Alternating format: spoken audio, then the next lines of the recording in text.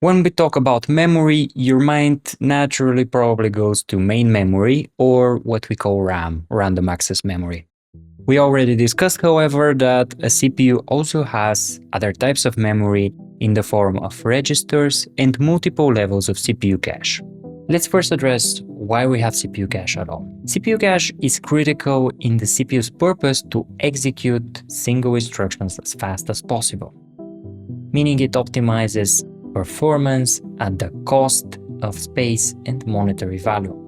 As CPU cache is typically made from SRAM, it uses multiple transistors per capacitor, making it more expensive to produce than DRAM, but it's more performant memory. Main memory is typically implemented with DRAM, which uses only one transistor and one capacitor per memory cell. This makes it simpler than SRAM, and it also takes less space on the integrated circuit and costs less in terms of monetary value per memory cell. You notice that I mentioned space taken on the integrated circuit as a cost when it comes to memory, because the data the memory provides needs to travel through signal paths. The speed at which data travels through signal paths is limited by physics, by the speed of light, a hard limit we cannot go over. So proximity is extremely important here, and the size of a memory cell limits how much memory you can have closer to the actual units that use the data. We mentioned that SRAM is more performant but also more expensive. And that comes from the fact that it's implemented with watching circuitry, which is frequently called flip-flops. Let's see how we can actually store values with transistors and logic gates on an integrated circuit. We'll build the most basic flip-flop circuit, called SR flip-flop. The flip-flop has set and reset inputs and Q and not Q outputs. When we cleverly connect the NOR gates like this, we get a circuit that stores value.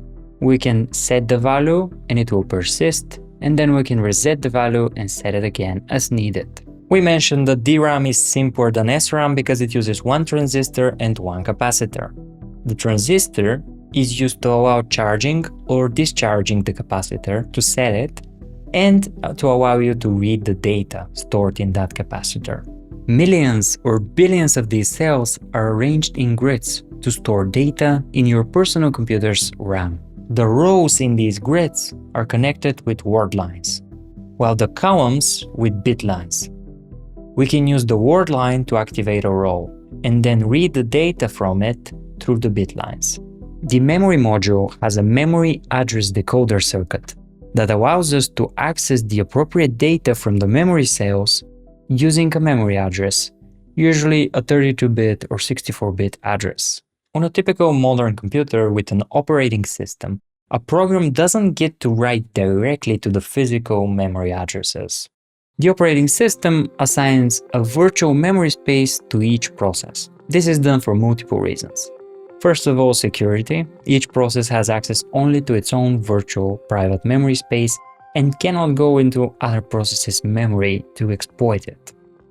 Second of all, if a process is leaking memory or doing something funky with memory, the operating system can contain that and on shutdown can clean up all of the memory used by that process, reducing the degraded performance due to one process running badly. And lastly, this can allow through paging processes to use more memory than is actually available physically on the system. When you program, you typically don't need to ask the kernel or the operating system for memory. You use a higher level of abstraction with two separate types of memory, called the stack and the heap. These have very different purposes and allocation strategies. The stack is essentially a pre-allocated space in memory given to your program when it starts.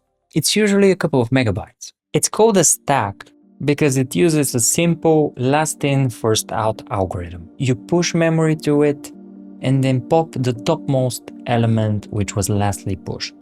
Because the stack is simple, it's very fast, but also limited.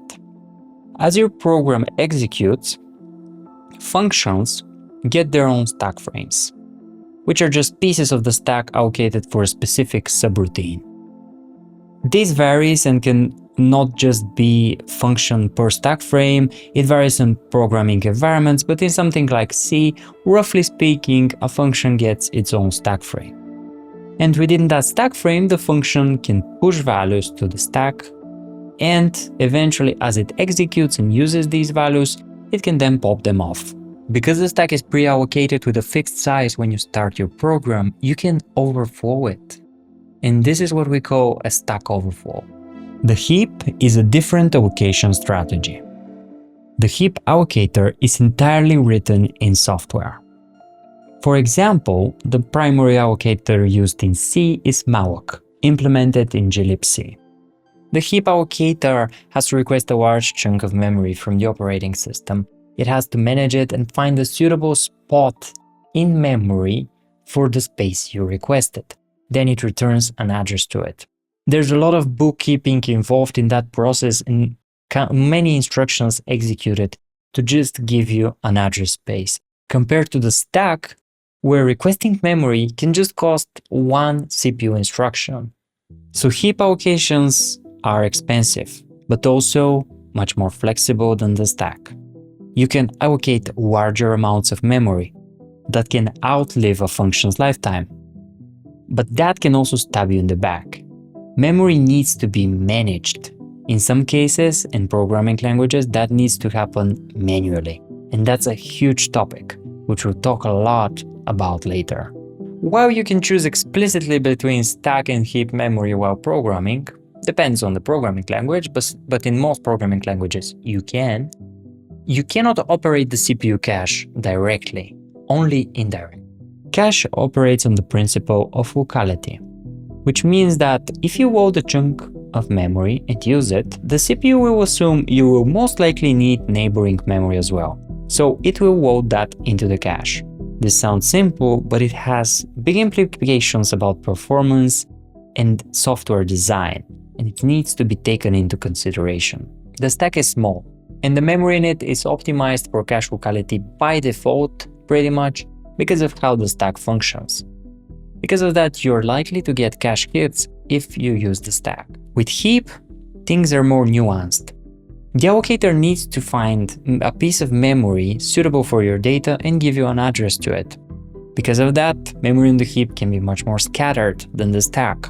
This doesn't mean, however, that you cannot optimize for cache locality and have data that is frequently used together close to each other. You just have to do it mindfully and consider it. And you can also create terrible data structures with the heap, where data is so far away from each other and don't work with the CPU cache at all, especially if you don't understand any of this and use heap memory. We're not talking about some small performance gain here that you can just ignore and use whatever is convenient. Let's look at the visualization to get some perspective. This visualization shows the relative speed difference between different levels of cache, registers, and main memory. I didn't even add the hard drive or an SSD here because there's no point.